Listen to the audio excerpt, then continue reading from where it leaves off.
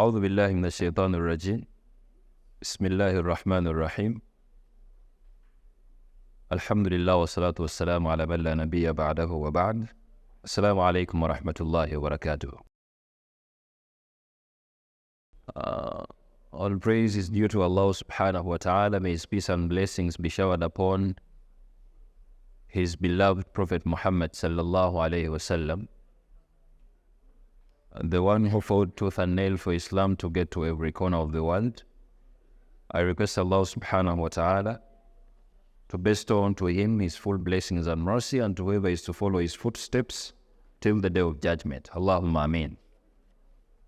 I'm confused. I don't know whether we have people who don't pick our native language here.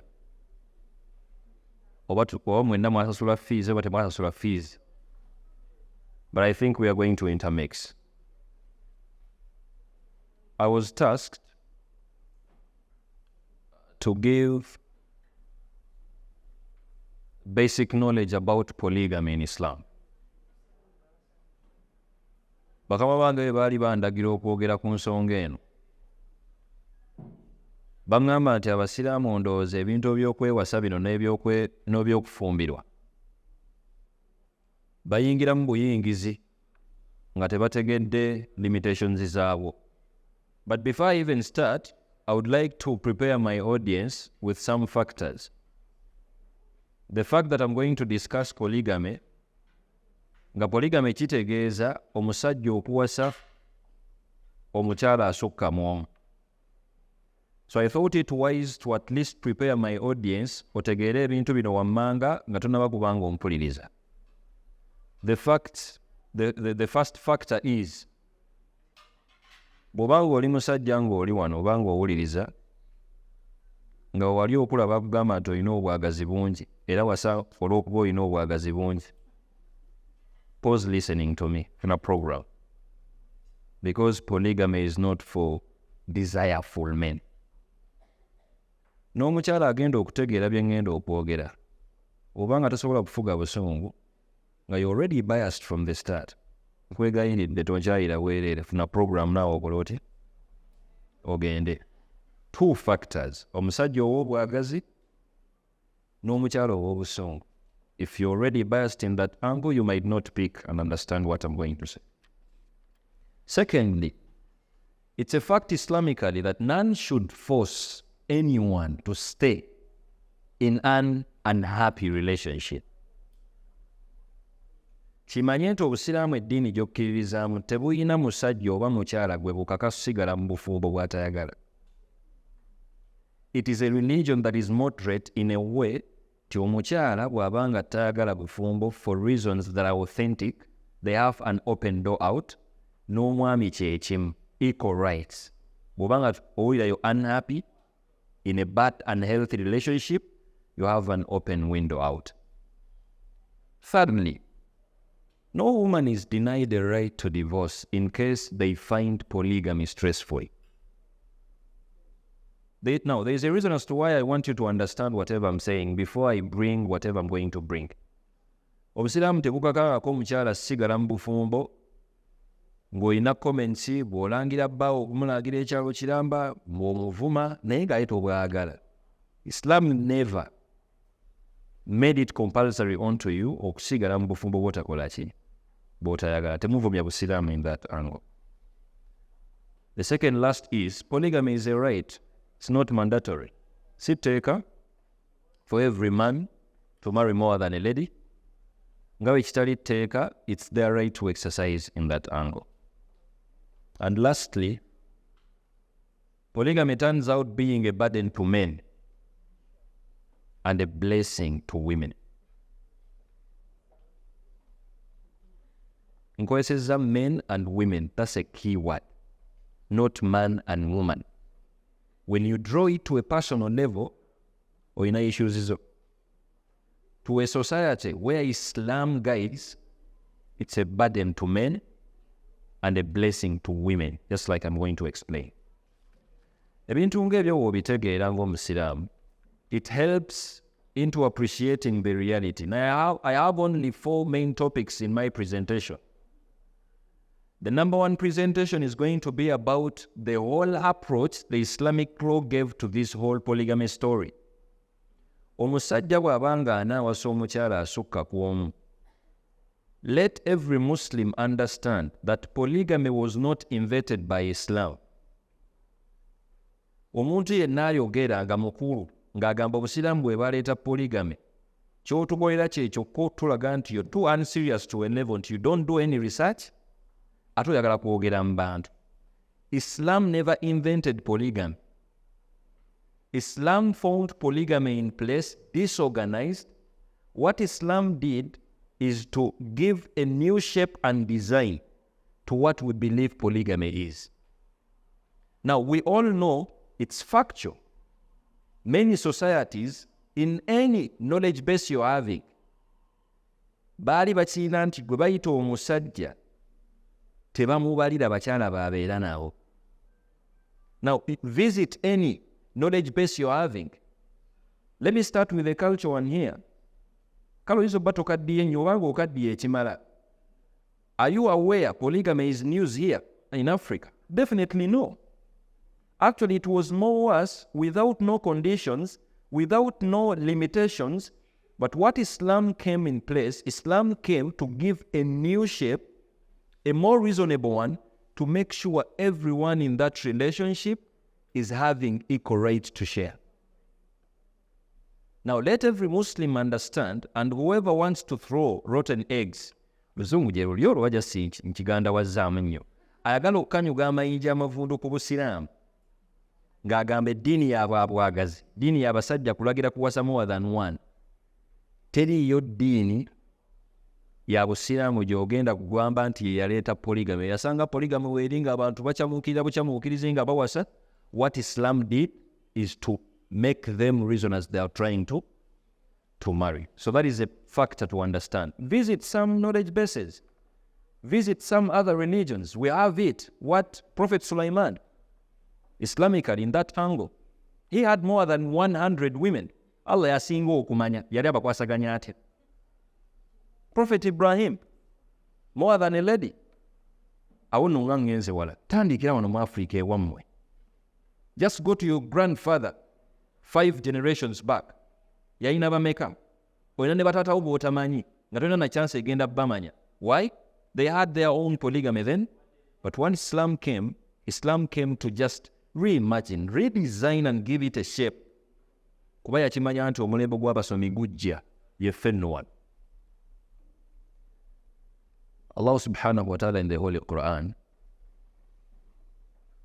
verse 3, Surah An-Nisa, eyavaamu ekiragiro, wa in khiftum alla tuqsitu fil yataama, bw'obanga otidde okwenkanyankanya wakati wa bamulekwa, fankihu ma taaba lakum minan nisa, then take an extra mile of marrying more than a lady, b'osiimye osobola okuwasa ababiri, abasatu, abana.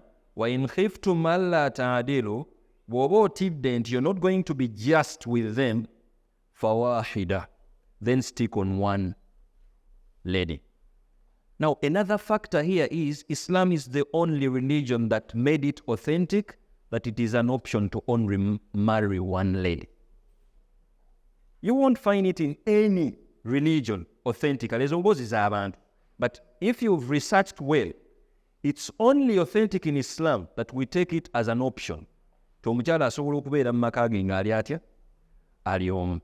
Time is limited, and I just want to make sure my presentation is done justice. Nyinza obutagenga not details, but it is also a factor. Now, Aisha radiyallahu anha byamusobera. Bwe byamusobera n'abuuza nnabbi nti aya zikwatagana zitya n'abantu ate banna bamulekwa ate n'okuwasa bikwataganira wa? A companion one day marched to Aisha radiyallahu anha, and then he was like, I want to understand this verse. Allah yakava ku bamulekwa, and the next step is alagira basajja kugenda kuwasa. What is the relationship between obusajja okuwasa ne bamulekwa? Now there are 2 translations and the approach. Please understand it. The first approach is olutalo lwaliwo olw'Obusiraamu ghazwatul Uhud. Fenna tukimanyi baatukuba abasajja ne bafa ate olutalo we lubeerawo abasajja be bafa si bakyala. Bannamwandu baali bangi nnyo mu records ng'ate balina n'abaana.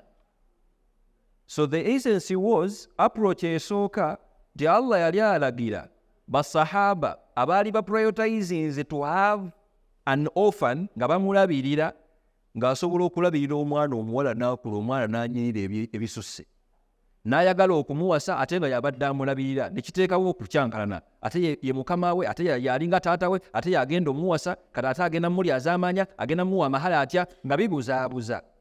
Now it was sensitive in a way nti omuntu okubeera omwenkanya to such a girl gw'aleze mu maka ge for 20 years kimubeerera kyangu okumulyaza amanya okusinga gw'awasize ewalala nga tamulinaawo kati kakwate.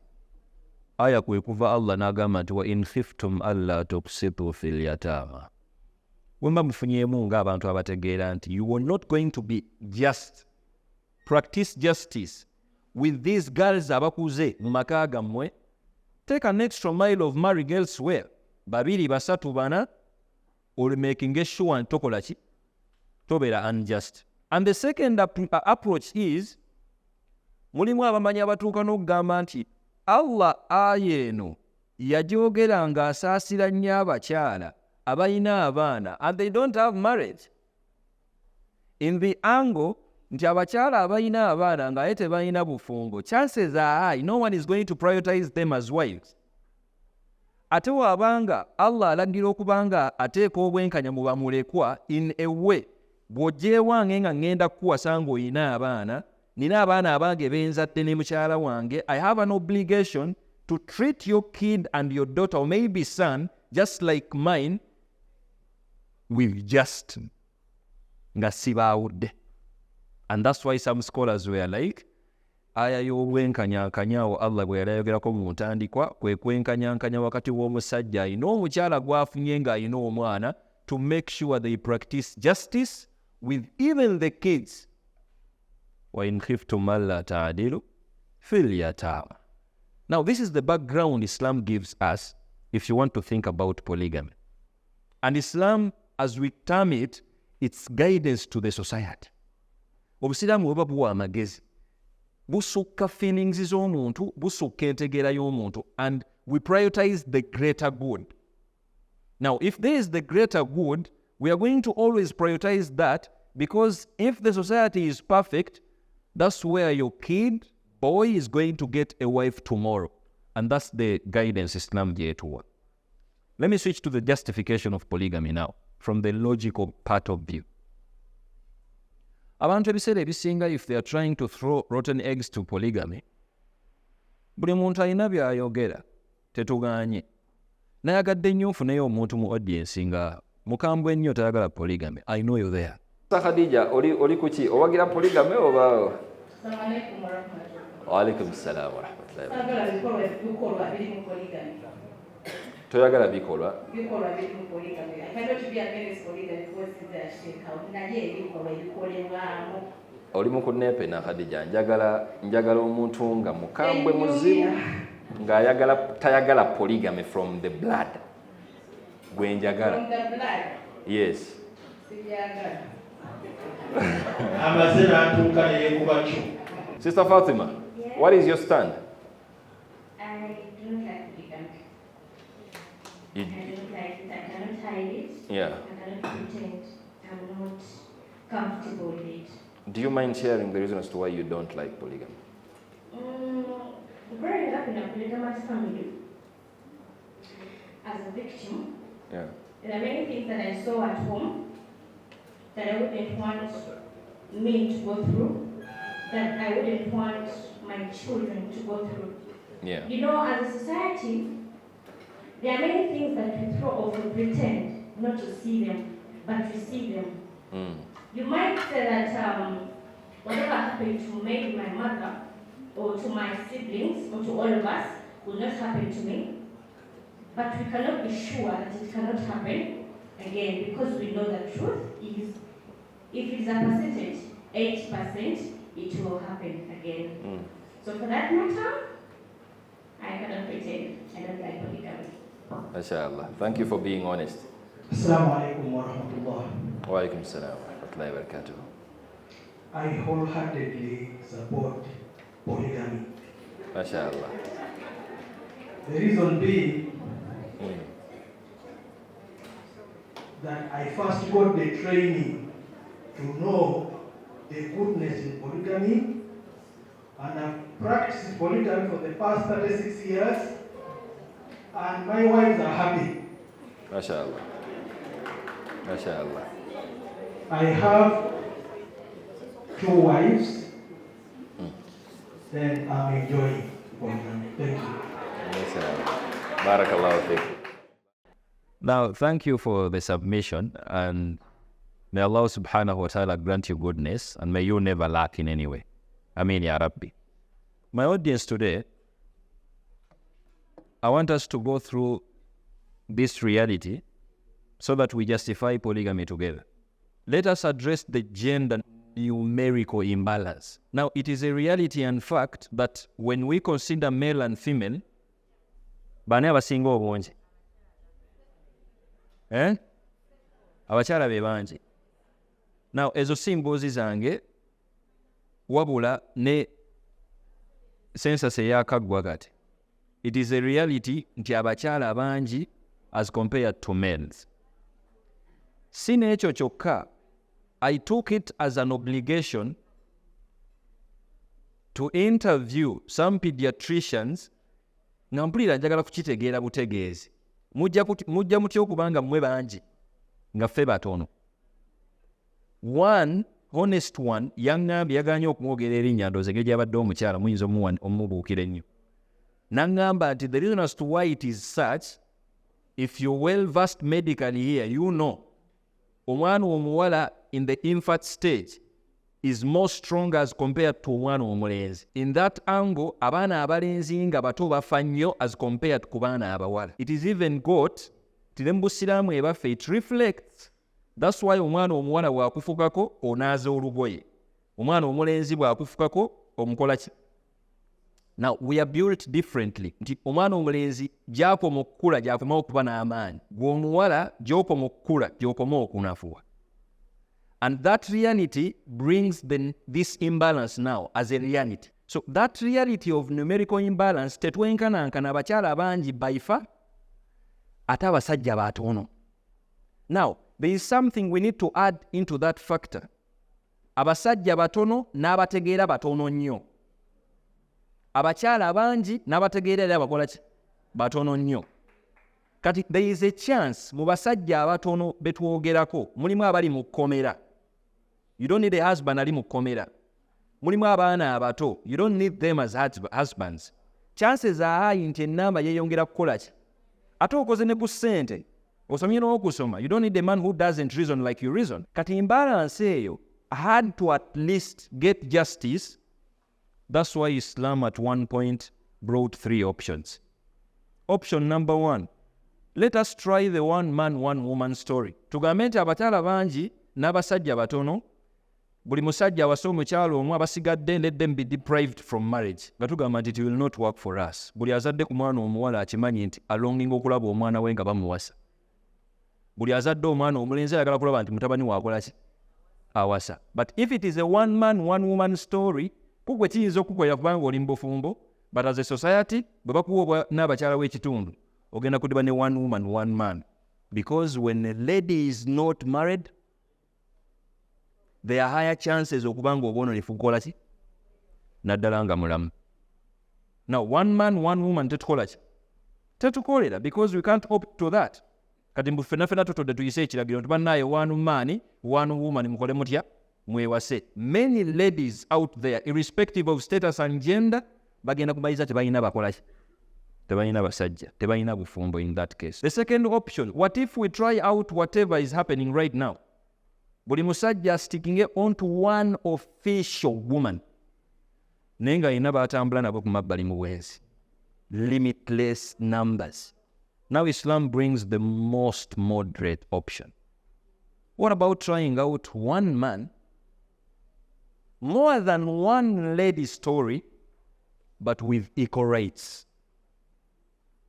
Nti omusajja awasa abakyala tetumuyinaako buzibu, naye buli wamanya nti awasizza omu babiri basatu tulina conditions ezimubeerako nti okay, you need to be just with them, you need to love them, you need to take care of them, do your responsibility as a man. Definitely this makes sense. And that's why Islam is like, we are going to go with that. Bw'osanga omwana omuvubuka in his 20s yakamaliriza university n'omuleetera options bbiri, okuwasa omukyala ng'alina omwana n'okuwasa omukyala nga talina mwana, what would he prioritize? Lwaki agenda ku talina mwana? Because mu ntegeera ye ng'omuvubuka kigenda mubeera kizibu okutandika okubeera taata ku mwana gw'atazadde. Naye kyanguyiza nnyo omusajja okubeera taata ku mwana w'omuntu omulala ng'olredde ya experiencingako ekibeera taata. And the second reality is, temukwatagana mu mboozi. Oli mukyala alina omwana alina experience gye wayitamu gy'atanaba ku experiencinga. Chances are high temuyinza obutakwatagana okuggyako nga just muli balala vidda busy, mwaka gumu love eggweewo mudde mu kulwanagana. And that is the reality of Islam. Kati abantu abali less privileged in that angle, omukyala afuuse nnamwandu mu 20s, si ya sebbaawe, omukyala akuze emyaka 3. Do you really want to pin them in the wenti obufumbo bwerabire because you can't be the first lady? It is not fair. That's why Islam is like, maybe you can't be number 1, but to a reasonable man, you can still be number 2, 3, and 4, sharing equal rights, naye nga tofiilinze nga musango and a burden in a society. Tusaba Allah abeere nga atuwa entegeera ng'eyo. Njagala okumaliriza with misconceptions. Misconception number 1. Ladies who normally make mention, tibaba bidda abasajja. Isn't it? They don't steal a human being. They steal objects. Tebabba muntu ategeera. That is a sad reality you need to take up. Teri yabba musajja, teri yabba mukyala. Ogezaako kudduka reality okuteekawo ekinaakutebenkeza. Bw'owuliranga ng'omusajja munna akubbyeko omukyala, mukyala wo yatasiima, mukyala wo yakkiriza bbibwe. Bw'owuliranga ng'omusajja awasizza omukyala omulala, it has nothing to do with akubbidde omusajja. Ono omusajja ategeera, tanywa na mwenge musiramu munno. Kiba kitegeeza nti agenza okumuwasa nga naye amurespectinze ng'omukyala. So that misconception is also supposed to be understood in that angle. Bw'owuliranga nti omukyala mufumbo, regardless of the number, oba namba emu oba bbiri, that is also a discussion of another day. Philosophy wa numbers, ani atandika atya, ani yazibatuuma, ojja otya okwetuuma, and who is number 1 really? Gwe basoose okuwasa oba gwe basoose, like it comes with a lot. Ne kyenjagaddemu kyekiriwa, tebabba bantu. They steal objects. So if your spouse and partner is an object, chances are high bajja kumubba. Naye bw'abanga human being, they decide to start a relationship with people. So now stop demeaning and devaluing people who are already in marriage in that angle. Now the second misconception is polygamy caters for men's desires. The reality is tewaliiwo muwendo gw'abakyala gusatisfying a man's desire. I need to remind you that. N'abakyala abana tebasobola. It's the reason as to why in Obusiramu, polygamy w'Obusiramu, you're limiting to a number of 4.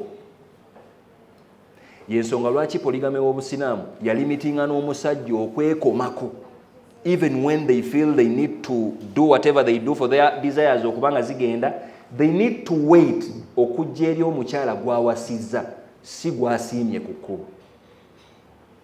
Now, this whole thing of saying abasajja abasiraamu n'obwagazi bwabwe bannaye baagala abakyala, ndowooza balina mwe basaalira omwo balina obwagazi bungi, basiibasiiba nnyo. It is not a reality. Kuba tewaliiwo muwendo gw'abakyala gumala. Tetulina musajja mwenzi wano ajja atuwe ku bujulizi. Omusajja omwenzi amala emyaka 5 ng'ayenda n'abakyala ab'enjawulo naye tabamanyi muwendo. Had it been a reality nti polygamy caters for men's desires, it wouldn't have had a limitation of 4. ne Allah yandigambye nti teweetaaga na muzadde wa muwala wakubiri oba wakusatu, tambula butambuza akuyungidde, mwetolere salaamu afuuke mukyalawo, because desires zikoze zitya. You are trained as a mature person mu Busiraamu, regardless man and woman, ne woba ofumbiddwa, to have control over your desires, because it is a factor gy'olinako control gwe, togituwanga reason nti bannaye kyansusseeko, that's why nkoze ntya. Era omusajja bw'ajjanga mbu n'akubuuza nti lwaki oyagala kumpasa, n'agamba nti onansonyiwa naye obwagazi bwange nnina bungi, mpulira nga sisobola kyebera, omukyala wange ansobedde, omanya ensonga, it's not an authentic one. Kati waawona amaliriza obwagazi ne buggwawo, what next? Tusaba Allah abeere nga atuwa entegeera ennungi. Another misconception is, I've discussed it, equality in love is not a requirement, because love is an effect. Yeah. Okunjagala nina okubanga nina kyenkoze okukwagala, so it's not something we are going to consider okubanga tugamba nti bateekeddwa okubeera just mu mbeera ng'eyo. So Muslims, we need to understand that. As I'm winding up, Nabi waffe Muhammad sallallahu alayhi wasallam aya y'okuwasa abakyala abasukka mu omu bwe yakka, waliwo basahaba oleda abalina abakyala. And another misconception is, omukyala asobola okugamba nti bannaye timulinga abatagoberera nabbi, oba sina mukyala. Actually, some people that are not in the belief system like we, they bring it as a factor. Ne bagamba nti nabbi wammwe yalina abakyala 9. Kati ate mmwe mulina abakyala bameka? Yabawa limitations ya 4. Lwaki tolabanga nabbi kyeko bwagazi yalina bungi? Etteeka bwe lyakka ery'abakyala lyasanga basahaba bawasaawasadde abakyala abasukka mu 4 rather. Mu basahaba mu mwalimu Qais bun Thabit ne Nawfal bun Muawiya. Naye nabbi bw'amala okubategeeza etteeka eryo ne bamubuuza nti kati tukole tukyaffe mukama waffe, abakyala olwere tubadde tulina. Nabbi n'abawa guidance nti mulondeeko abana abasigadde mutole nabo meeting mukkaanye obufumbo bukole butya, kubanga etteeka likoze litya. Kati nabbi ayekka ng'oleda alina 9 mu kaseera ke kamu. It wasn't an option for the prophet to call off some of his wives, because we all know a wife to the prophet is a mother to believers. Nti wabanga ayawukanye naye teri musajja kkirizibwa, Suratu Ahzab, teri musajja kkirizibwa kuddayo kuwasa mukyalo oyo bw'atakunyumizeeko emboozi za ex nabbi, oyagala okunumanyira nabbi olwo. Kati ng'etteeka lirina okukka nti bakyala ba nabbi kabasigale, era baakimanya nti that exemption eri ku nabbi, kubanga bakyala ba nabbi si be bamu ne bakyala baffe. They were nurtured into being that. Teri mukyala gwe yawasa okuggyako nga Allah amusiimidde era nga amulagidde in some narrations nga Zainab, nga bwe tujja biraba maybe in some other platform. So that misconception has to be addressed in that angle. Obusiraamu si ddiini ya bwagazi, giteeke ku bulala. Nabbi wasn't that. I want to conclude the session today nga mbategeeza nti the Islamic polygamy and our cultural polygamy is something we need to address. Obusiraamu bwe bwali butuuka mu Uganda wano, bwe bwajja n'ekintu already ekiriwo mu Uganda mu cultures, tribes ez'enjawulo, ndowooza abantu tebakiwa nnyo budde. Bo olwawulira nti obusiraamu bukkiriza okuba n'omukyala asukka mu omu, obusiraamu bukwataganye neki ne culture. Chances are high nti baawe yakuwasa kuba musiraamu, but the polygamy you are living is not the Islamic polygamy. Kubanga omusajja awasa abakyala ababiri, bannaye this is also a factor. Omusajja awasa abakyala ababiri oba abasatu oba abana, ayinako ebintu ebirala ebyenkizo. Era omuntu bwakugamba nti asobodde okuba n'abakyala ba abasatu for 10-20 years nga tebamutuze, nga mulamu, nga talina bbala ku face, that is a man. Muleke nakumalira abantu budde. Those people are men. And I normally tell my students at campus, nebagamba nti omulembe guno ogujjudde abasajja abali responsible, because we have trained our young boys to be responsible. Buli campaign eri ku girl child, weerabidde nti that girl child at one point agenda beera under this boy gwe mukoze eki, gwe mulese, nti omulenzi akyasobola okutuuka ku myaka 25 wallahi nga talinaayo kyasobola kwekolera. True or false? Wali okirabyewa emyaka nga 15 emabega ng'owa 25 talina na nnyumba. Abaana batandikanga kuyigga ku myaka 18 ng'akimanyi nti edduniya ngitandiseeko, myaka 2 ng'awasa mukyala, 3 ng'alina abaana be n'abakyala be 3. Today omuvubuka atuuka n'3 nga tamanyi na papasi ye ya bulamu. Now chances are high nti the few men that have taken a decision of extending bagambe nti okay, katubeere n'abakyala amaka agasukka mugamu, that is a step that is made by men. Tusaba Allah abanyweze basajja mmwe.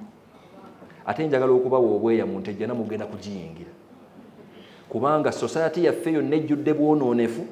Kati mbu Allah anoonya ab'okwokyanga g'olyawe yawasa. Ekyo kyokka ekyokuwasa omukyala n'omutikkira n'omuwa amaka ge, it is a step.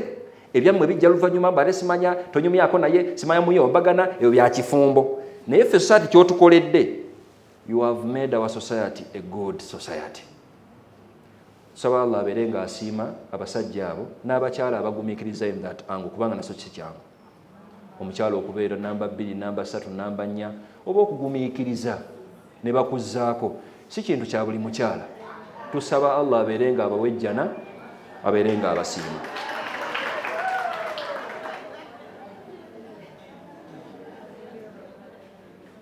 Kati ekinjogeza ku nsonga eyo, polygamy waffe owa culture n'ow'obusiraamu oteekeddwa okumanya polygamy ekyomutuufu gw'olimu. Oyinza okuba nga olw'okuba bbaawo omusiraamu kati olowooza oli mu Islamic polygamy, naye ng'amazima gali nti oli mu polygamy wa culture. Ate owa culture oyo obusiraamu gwajja ne bumugjawo. Owa culture mumumanyi, omusajja asajjalaata, muleke azaale abaana ku mabbali, ezo hadiisi ezitalinako wadde sanadi, muleke azaale abaana emabbali eyo, gwe mukyala beera awo. Kati n'omukyala ali mu bufumbo, banayinza omukyala kambeera ono omusajja abaana bandeetera bonna bonna nze nja kukola ki? Nja kulera. Omusajja alina entegeera bw'etyo, tujja kutuuka n'omukyala tumugambe nti engeri hadiisi eno gyetalina sanadi gireke ne mukyala wagiteeke mu nkola. Engeri gye muli abafumbo, naye muleke azaaleko ebweru aleete abaana mubakulize wano, leete azaaleko ebweru aleete omukyala mubakulize wano. The last misconception olw'obudde, omukyala asobola okubuuza nti lwaki obusiraamu tebwatukkiriza kuwasa naffe basajja kusukkamu omu, kufumbirwa rather. Ennaku zino bawasa abakyala beepansa, ennaku zino bawasa n'abakyala, bawasa n'abasajja rather. Naye it is something that is used with people who are against Islam. They are like, obusiraamu lwaki tebwakkiriza mukyala kuwasa oba kufumbirwa musajja asukka mwana mwomu, ne bukkiriza abasajja.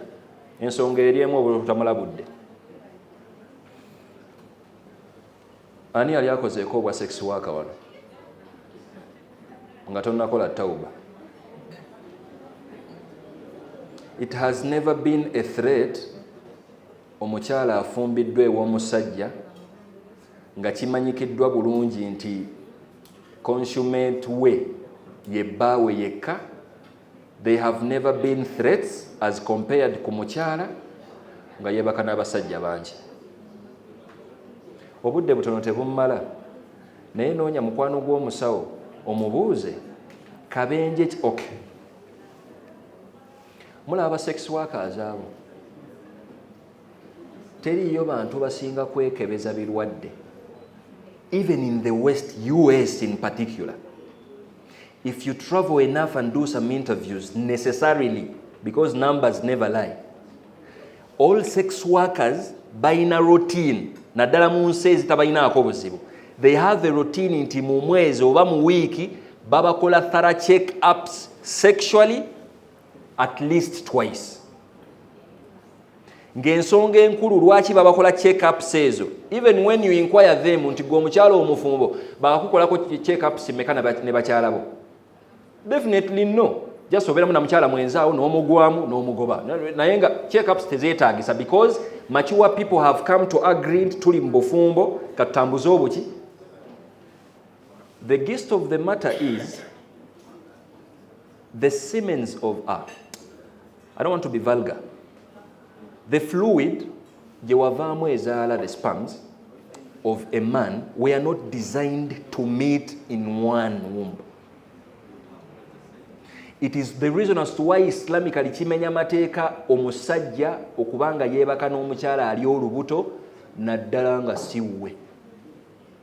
Muleke azaale omuwoowe naawe otandika omuteekamu abaana ababo. The one reason is ensonga esooka that water was not designed to meet in a womb. Sex worker yenna ali wano kajjambo naye ensonga lwaki oli mulwadde because weebaka n'abantu abo abangi.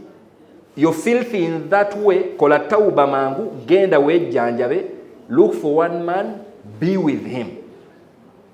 Ekyokubiri, tibambi omukyala teyandimazeeko. When it comes to the child legitimacy. Kyanguyira nnyo gwe okutegeera abaana bange. Wemba nina omukyala asukka mu omu, n'omanya nti abaana baseeka bulafu, beebo, kizibuwalamukko. Wembanga nange nafumbira omukyala kati mbu omukyala oyo ayina abaana legitimacy ebe etagala. So that's the one reason as to why obusiraamu bwateekawo that position ti omukyala it is not her position okubanga atabika abasajja naye ate omusajja Allah bw'ateekamu obwangu aba asobola okutambuza amaka ge. I want to conclude nga mmaliriza n'ensonga bbiri. Ensonga esookera ddala, please, if you're in a polygamy story, try your level best to make it a right story. Saballa berenga abagaiding. I'm not saying it's easy. N'omusajja abirimu nkimanyi si byangu ove wannambemu nga akunyiizizza ate olina okuseka ewannamba bbiri tomuwa bizibu ebyo like olabanga kizibuwalamukko. Bambi gumiikiriza. Thank you for doing justice to our society. Tusaba Allah abeerenga akuwangaaza bw'otyo, gezaako mu busobozi bwo ofe oyingire jjana. And lastly, njagala okuba nga mbajjukiza nti abaana abato olwaleero beetegekedde nnyo abantu abatali babuvunaanyizibwa. When we are talking about justice, kati Allah ageze olwaleero nti omwana asobola okubeerawo emyaka 3 nga muwala nga wallahi ayina emmotoka nsajja. Kisoboka oba tekisoboka? Entegeera y'omwana oyo alinda musajja ayina emmotoka gy'ayina times 2. Teriyo nabbi we yakugamba nti linda musajja ayina mmotoka eyo times 2. Ffe tubuuza musajja agenda kukuwasa olina woogenda omumuteeka. Osobola omumuliisa, osobola okumwambaza mu busobozi bwo. Obufumbo buba butandise. Mufumbire nammwe mwawe temutumayira budde. Tewaliwe funa ssente zo, it is okay. When you get a man that is responsible, siina kyenjagaza ssente zo. That is one of the points eziraga nti omusajja wabuvunaanyizibwa. Alina just kumonitoringa nti ssente nno taziteeka mu bantu ababbi, tazinvestinga mu bintu ebitaliimu kumuswaza. Naye yaahe tutuuse ne ku level okubanga polygamy waffe tumwogera nga ali too theoretical ng'ebiri practical birala nnyo. Abaana abawala bali wano bakoze ssente bali ku universities basoma, agwa mu bintu ku myaka 28 ng'omusala afuna gwa mitwalo 10. Basajja bameka bafuna emitwalo miliyoni 2 b'olinze. Tuli bameka? Nange siriimu nno. Naye jasimbuuza bali bameka abasajja abo? Batono. Now, if we want our society, abaana baffe tubatendeke nti obufumbo buli basic like that. Tusooke ffenna tuyingire obufu mutandika okudiringa n'ebiriyo. Bannaaye ate katono wa lugambo, ate katono wagira bw'ati, teyenkanyankanya, naye nga tukendezezaako abaana baffe okubanga bali ku ki? At least the societies ndala naye abaana baffe abasiraamu tewali buzibu ne ssente zo. Funa omuvubuka waneeno ng'akusobola, asobola okukuliisa. Tolya nnyo, ne woba olya nnyo tolya kilo 2 lunaku, ng'asobola n'okukusuza, asobola okukwambaza. Bali waneeno abasajja bangi. Tusaba Allah babalage olwaleero. Mubeefunire mangu mutandike obufumbo muzaale abaana like that. Eduniya ebeerenga ekola ki? Tusaba Allah abeerenga abawa ffenna abeerenga atuwa guidance ng'eyo.